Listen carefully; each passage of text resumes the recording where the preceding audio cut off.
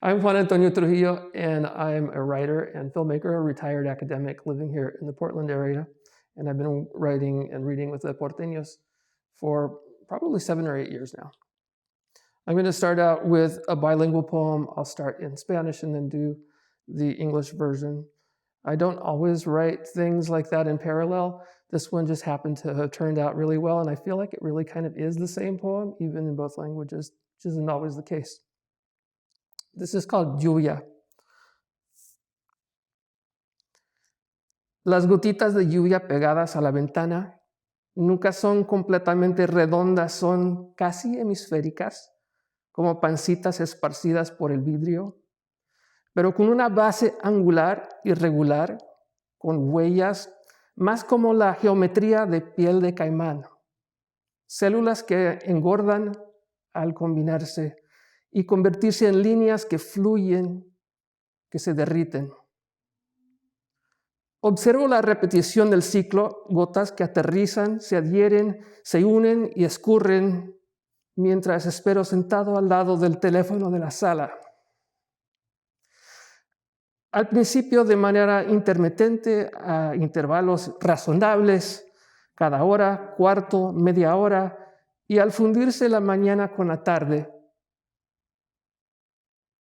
ya demasiado atrasado para el cine o para el boliche, que por cierto detesto, o aún para una visita rápida al McDonald's donde me obligaría a compartir una malteada de chocolate con Lisa del mismo vaso, la observación de la lluvia me ocupa totalmente.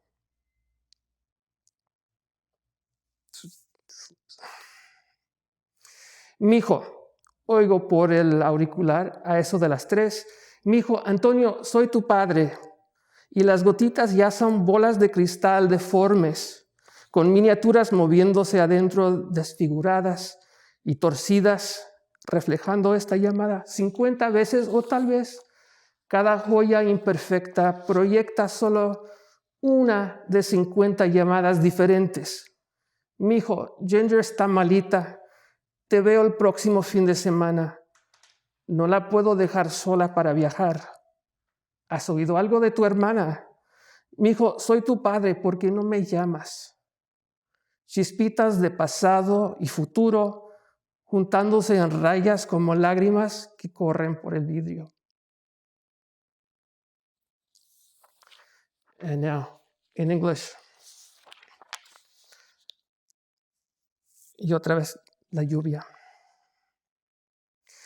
The raindrops that cling to the window pane are never perfectly round. They are part sphere, little panzas scattered over the glass, but with an angular attachment, irregular footprints more like the geometry of alligator skin, cells that grow heavy as they merge and become lines, streaming, melting. I watch the cycle repeat, droplets landing, gripping, joining, and flowing as I sit by the living room phone, at first intermittently, at reasonable intervals on the hour, quarter hour, half hour, and as morning trickles into midday, too late for a movie or for bowling, which I hate anyway, or even for a quick trip to McDonald's where I'd be forced to share a chocolate milkshake with Lisa from the same cup. Rain watching becomes its own thing. Mijo, I hear on the phone, sometime after 3. Mijo Antonio, it's your dad, and the droplets are now misshapen crystal balls with warped and swirled miniatures moving inside, reflecting this call back at me 50 times, or maybe each imperfect bead projects one of 50 different calls. Mijo, Ginger's feeling sick. I'll see you next weekend instead. I can't leave her alone to travel. Have you heard from your sister? Mijo, it's your dad. Why don't you call? Spatters of past and future coalescing into tear streaks running down the pane.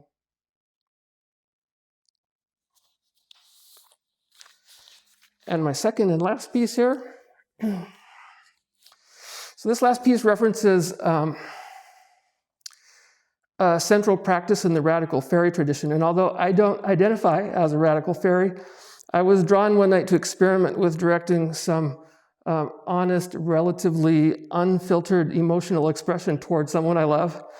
Although in practice, my raw feelings actually gain some poetic structure rather quickly, like the second they hit the page. I don't think that the words lost their connection to the real emotion behind them. And because they express love and longing that continues to this day, I still feel quite vulnerable speaking them aloud. And if I ever spoke the name of the person to whom this is dedicated, well, the reading would be over before it even started. So this is called In Our Heart Circle for Two, forthcoming in a publication in the next few months called Feminist Formations. And it starts with a little colophon at the top. Ceci n'est pas une histoire, ceci n'est pas un poème, ceci n'est pas un film, c'est mes sentiments en ce moment. I speak the name into our circle of two, Juan. Juan, Juan, Juan. I feel nervous. It is a rapid pulse and a jolt of adrenaline. I feel insecure. It sits in my chest like a mini black hole. I feel moved. It's a surge that travels my core, leaving bits of reverence and gratitude and joy in its wake. I feel hopeful. My head seems lighter, and there might be a song on the tip of my tongue. Mostly, I feel things in the love quadrant. Tenderness is a softening.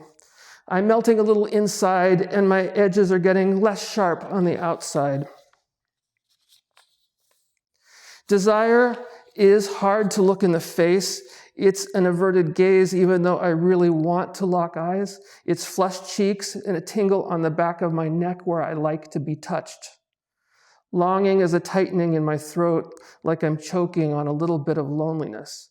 Affection is a magnetic force that makes me want to lean in. It is skin that just felt a hug and wants to be part of another. It's a faint smile and a gleam in my eye that I think, that I feel, you can see when you look at me.